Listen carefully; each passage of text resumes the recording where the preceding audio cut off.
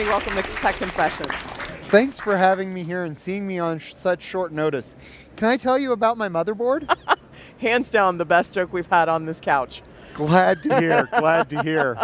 So I am here to talk to you about your Tech Confession of when did you have your software-defined moment? I know you've been in this business for quite a few years, done a lot of things. When did you really get interested in software and the power? So I think for me, the moment that happened was about 2010. There was a company startup called EvoStore that was building a storage system, required 3 systems, spinning disk and SSD in it. And we were supposed to come out with it at VMworld, and I was supposed to be this partner who was going to be there talking about how great this storage was. And a week before VMworld, the VCs pulled the funding on the company. Oh boy. And it went to fire sale. The technology got bought by another company. And about 18 months later, there was an acquisition made by VMware. And you'll never guess what that little storage company I was a fanboy of actually became. You want to take a guess? Uh-oh, what did that become? That actually became vSAN. Oh my gosh.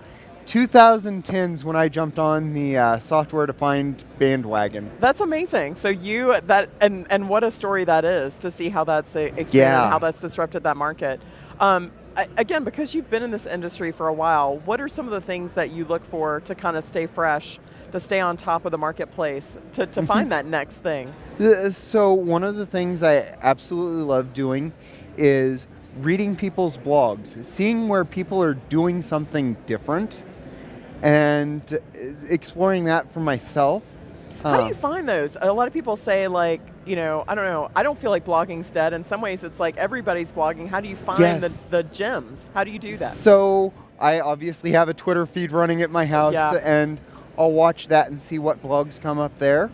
And then the VMTN has actually gotten really good at putting different people's blogs up there. Oh, yeah. So I love looking on at them to curate what's coming through the VMTN blogs. Yeah. And catching what's happening there.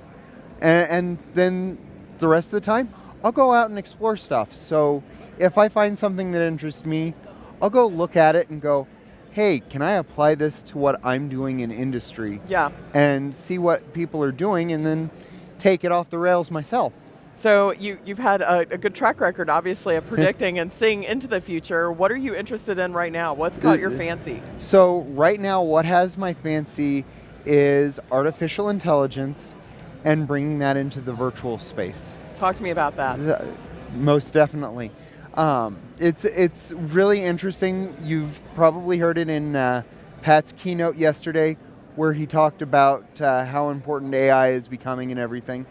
And I think what we're seeing right now is a shift from this is a research tool, this is a thing that's like done by universities and an academic process, to being we can use this for business and we can start driving business value from this. And that's so really cool. You're seeing that shift from we need to do it this way and let our researchers handle all of this stuff to let's bring it into the data center. We'll let our researchers and data scientists do what they do best, and we'll let our IT teams do what they do best and drive organizational value at a much greater level than what you can in academia. Oh, that is so exciting. That's really interesting.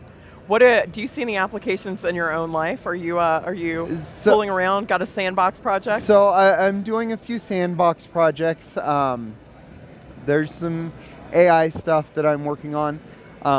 One of the cool things that I'm actually doing is I'm a big supporter of 4-H, and I work with a bunch of youth across the state of Kansas, and I actually have 2 youth right now who are going to start working on AI projects. That is so cool.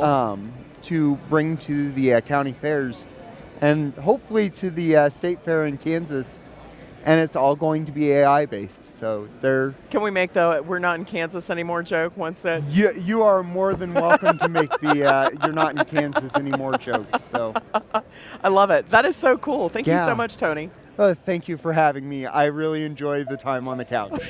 Perfect.